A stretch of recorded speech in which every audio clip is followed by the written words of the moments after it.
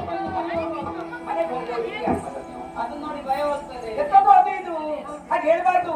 ನಮ್ಮ ಆರಾಧ್ಯ ದೇವರಾಗಿರುವಂತಹ ಶಂಕರ ಶಂಭು ದೇವರು ಮತ್ತೆ ಏನ್ ಹೇಳುದತ್ತ, ಹಾ. ದೇವರನ್ನು ನಾವು ಪ್ರತ್ಯಕ್ಷವಾಗಿ ನೋಡ್ಲಿಲ್ಲ. ಹಾ. ನಮ್ಮ ತಂದೆಯವರು ಹೇಳಿದ್ದಾರೆ ಹಾ. ದೇವರು ಹೀಗೆ ಇದ್ದಾನೆ ಎಂಬುದಾಗಿ ಹೇಳಿದ್ದಾರೆ. ಹೇಗೆ?